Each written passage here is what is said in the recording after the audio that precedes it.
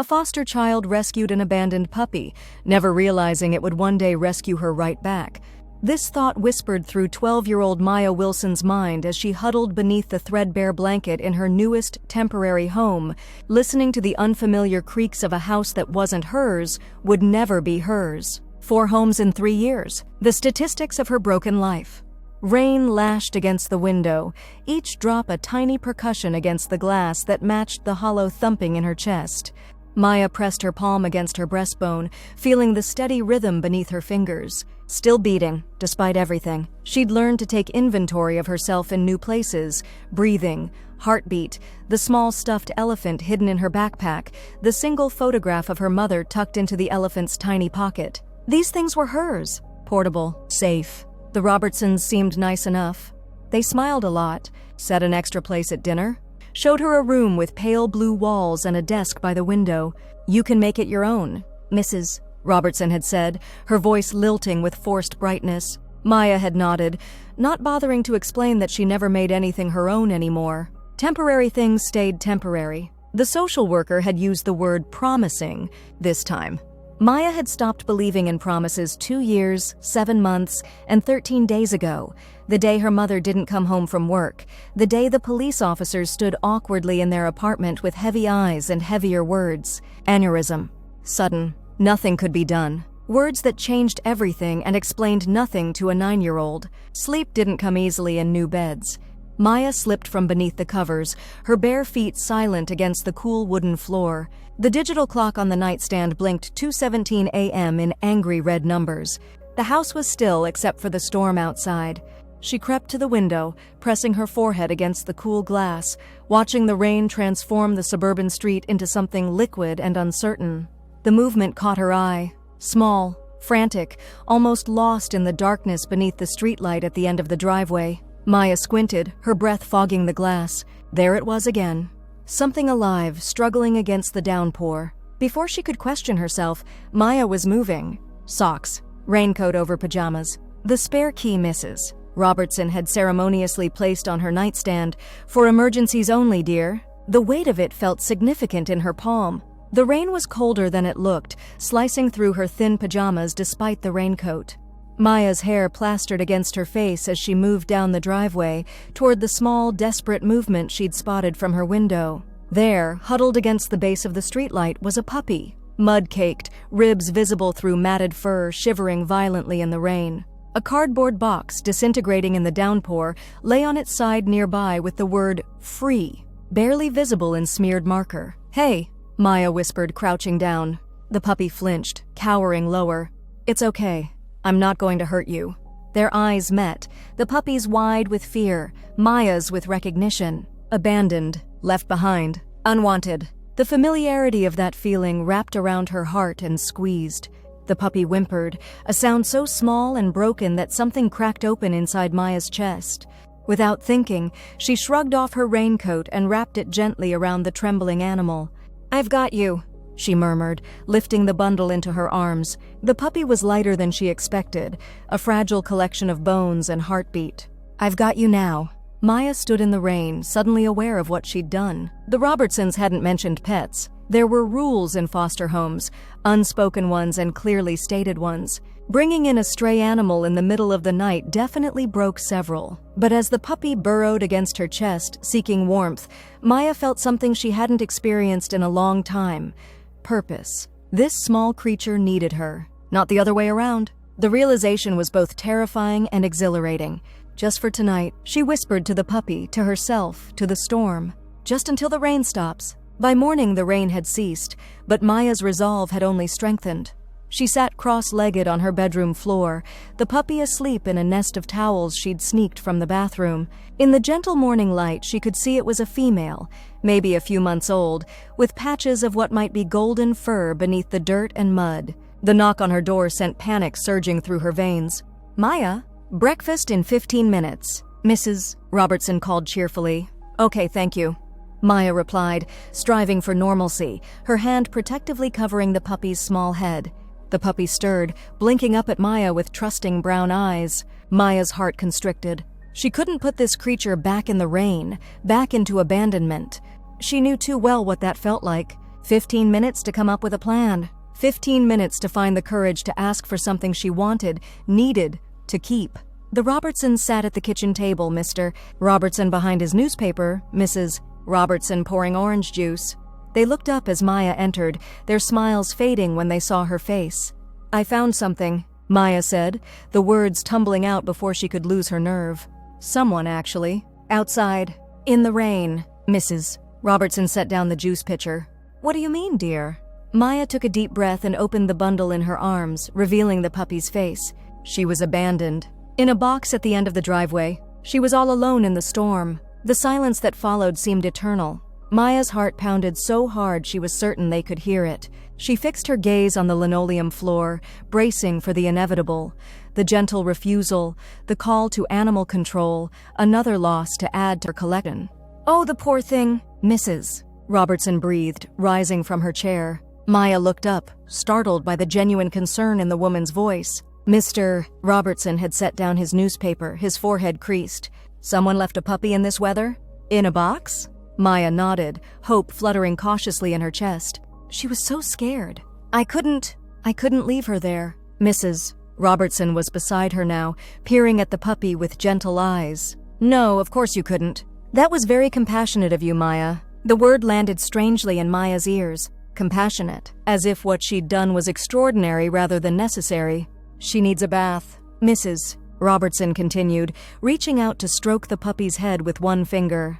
"And probably a vet visit. She's terribly thin." Maya swallowed hard. "Does that mean, can she stay? Just until we find her a good home?" She added the last part quickly, not daring to ask for more. Mr. and Mrs. Robertson exchanged a look, one of those adult communications that contained entire conversations in a single glance. "Let's take this one step at a time," Mr. Robertson said finally. "First, let's get her cleaned up and checked out. Then we'll talk about next steps." It wasn't a yes, but it wasn't a no either. Maya felt something unfamiliar bloom in her chest. Not quite hope, but its cautious cousin. "What will you name her?" Mrs. Robertson asked as she filled the kitchen sink with warm water. Maya hadn't considered this. Names made things real, permanent. She looked down at the puppy, who gazed back with complete trust. "Echo," Maya said softly. "Her name is Echo." The bathtub became a sea of gray suds as months of dirt washed away from Echo's thin body. Underneath the grime, her fur was indeed golden, with patches of white on her chest and paws. The vet later that day confirmed she was approximately 4 months old, severely undernourished but free of serious health issues. "A miracle considering her condition," the veterinarian remarked, sliding a knowing glance toward Maya. She found exactly what she needed when she needed it most. Days passed, then weeks. Echo slept on Maya's bed each night, her warm little body curled against Maya's side. During the day, Maya taught her commands: sit, stay, come, marveling at the puppy's eager intelligence. Echo followed Maya everywhere, her tail wagging furiously whenever Maya entered a room, as if each reunion, even after mere minutes, was cause for boundless celebration. The Robertsons watched this blossoming relationship with thoughtful eyes. They hadn't mentioned finding another home for Echo again. Instead, Mr. Robertson built a small doghouse for the backyard, and Mrs. Robertson bought a proper leash and collar with Echo's name engraved on a heart-shaped tag. "She's yours, Maya," Mrs. Robertson said one evening, 3 months after the rainy night rescue. "We've spoken with your social worker.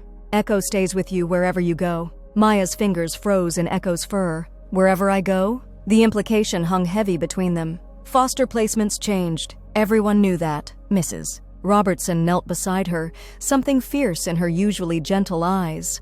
"We're applying to be your permanent guardians, Maya. If that's something you might want." The world seemed to tilt beneath Maya's feet. "Permanent? We know it's a big decision," Mr. Robertson added softly. "And we know you've been through a lot of changes. There's no pressure to answer now." Maya looked down at Echo, who gazed back with complete adoration. The puppy who had been thrown away, just like her. The puppy who somehow still knew how to love completely, without reservation. "I'd like that," Maya whispered, her voice barely audible. "To stay. With Echo." That night, lying in bed with Echo snoring softly beside her, Maya allowed herself to imagine a future longer than next week, next month. A future with consistent faces, with her school books on the same desk, with Echo growing alongside her. The possibility felt both terrifying and necessary, like jumping into deep water. The initial shock followed by the realization that she could, perhaps, stay afloat. The seasons changed. Echo grew from a scrawny puppy into a sleek young dog with intelligent eyes and boundless energy. Maya's 12th birthday came and went, then her 13th. The adoption was finalized in a courtroom where Maya wore a blue dress that Mrs. Robertson, now officially her guardian, had helped her choose. Echo wasn't allowed in the courtroom, but she waited outside with Mr. Robertson, greeting Maya afterward with ecstatic leaps that nearly knocked her over. "We're official," Maya whispered into Echo's fur that night. "Both of us. Rescued." High school brought new challenges.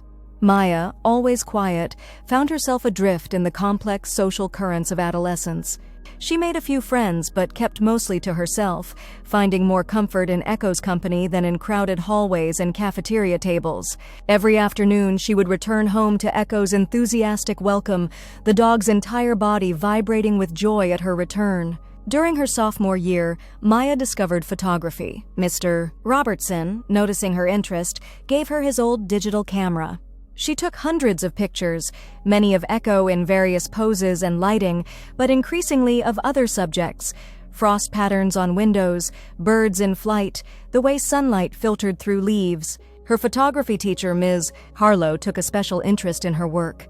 "You have an eye for finding beauty in broken things," Ms. Harlow observed, looking through Maya's portfolio. "There's something very honest about your perspective." Maya shrugged, uncomfortable with praise but secretly pleased. "I just take pictures of things that feel important. That's exactly what makes them good," Ms. Harlow replied.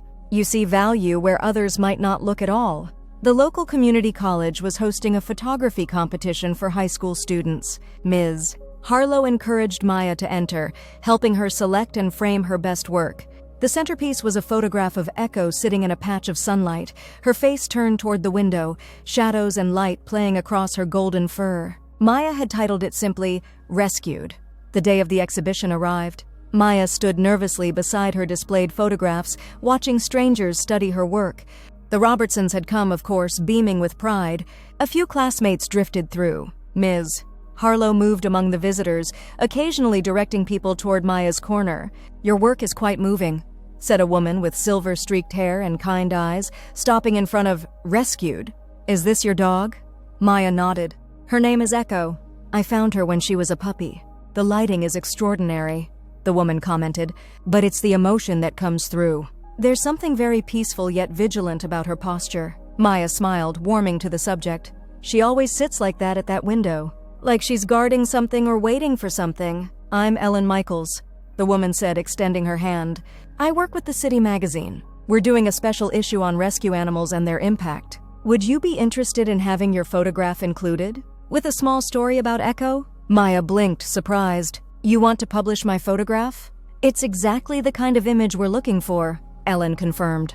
"Authentic, emotional, technically impressive." That evening, Maya sat with Echo in the backyard, scratching behind the dog's ears as she recounted the day's events. The Robertsons had taken them all out for ice cream to celebrate, making such a fuss that Maya had blushed with a mixture of embarrassment and pleasure. "You're going to be famous," she told Echo, who responded by licking a drop of vanilla ice cream from Maya's finger. "At least in the city magazine." The article required an interview. Ellen came to the house, sitting with Maya on the back porch while Echo lounged at their feet. Maya found herself telling the story of that rainy night, of finding Echo abandoned in the storm, of the parallel paths that had brought them together.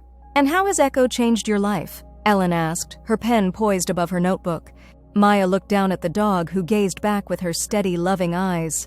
"She made me brave," Maya said finally. "Before Echo, I was just surviving. Moving from place to place, not letting myself care too much about anything because it would probably change anyway. But Echo needed me. I had to be brave for her first.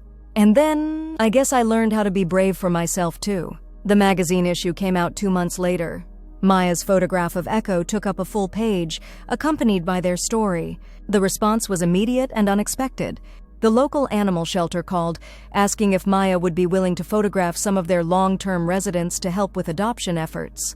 Your image of Echo captures exactly what potential adopters need to see, the personality and soul of the animal, not just their condition. Maya agreed, somewhat bewildered by the attention. Every weekend for the next month, she visited the shelter, spending hours with dogs and cats who had been overlooked, finding the angle, the moment, the expression that revealed their true selves. The shelter reported a significant increase in adoptions for the animals she photographed. "You have a gift," Mrs. Robertson told her one evening as they looked through the latest batch of shelter photographs. "You see these animals, really see them." Maya shrugged, uncomfortable with the praise but secretly pleased. "I just spend time with them until they forget I'm there with a camera. Then their real personality comes out." Life settled into a rhythm. School, photography, home with the Robertsons and Echo. Maya's 17th birthday approached, then passed. College applications loomed on the horizon.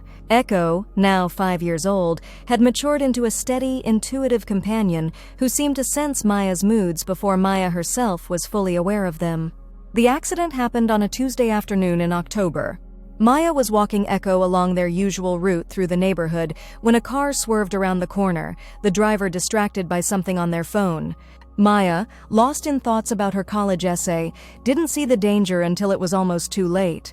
Echo saw. With a powerful lunge that nearly pulled Maya's arm from its socket, the dog yanked her backward, away from the curb. Maya stumbled, falling onto someone's front lawn as the car missed her by inches, tires screeching as the driver finally looked up and saw what had nearly happened. For a moment, Maya couldn't breathe, couldn't think.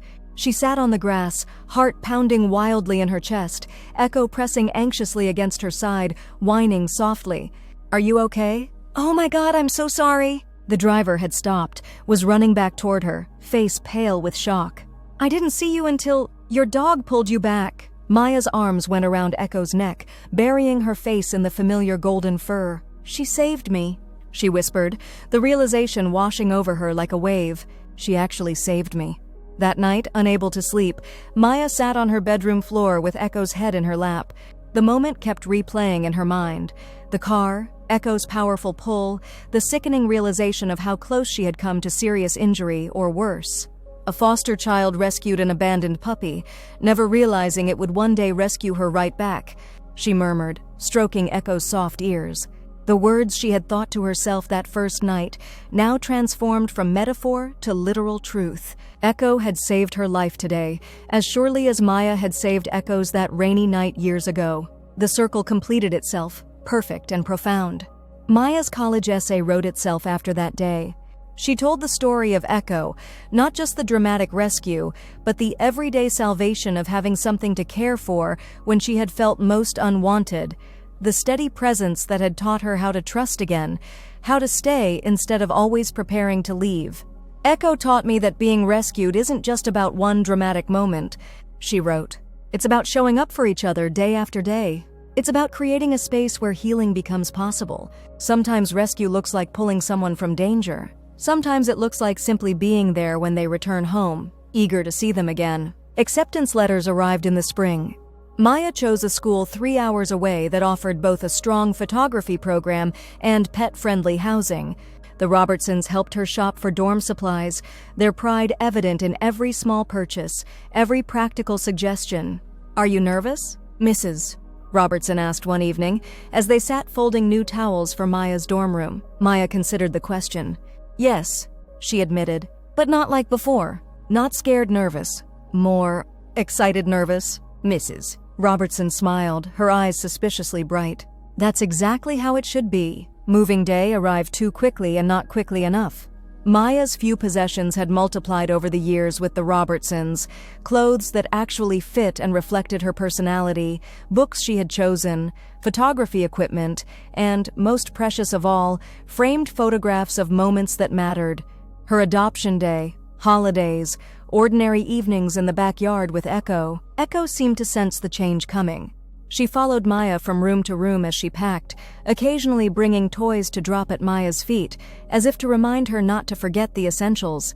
"You're coming with me," Maya assured her, kneeling to ruffle the fur behind Echo's ears. "I wouldn't leave you behind." "Not ever." The drive to campus was a blur of highway exits and anticipation. Echo sat in the back seat beside Maya, her head occasionally resting on Maya's lap, her presence a steady anchor amid the swirling emotions of the day. The dorm room was small but bright, with a window overlooking a grassy quad. Mr. Robertson assembled the bed frame while Mrs. Robertson organized the small kitchen area. Maya and Echo explored the pet exercise area behind the building, meeting other students and their animal companions. "Is she a rescue?" asked a tall girl with a small black cat perched improbably on her shoulder. Maya looked at Echo, who was sniffing curiously at the base of a tree. "Yes," she said. "We rescued each other, actually." The moment of goodbye arrived too soon. The Robertsons stood awkwardly by their car, trying to smile through the tears that threatened. Maya felt her own throat tighten. "We're so proud of you," Mrs. Robertson said, pulling Maya into a tight hug. "So very proud. Call us anytime," Mr. Robertson added, his voice gruff with emotion. "For anything at all." Maya nodded, unable to speak. Echo pressed against her leg, a warm, solid presence. "Thank you," Maya finally managed. "For everything. For..." She gestured helplessly, unable to articulate the enormity of what they had given her. Not just a home, but a self, a future, a capacity for trust she had thought lost forever. Mrs.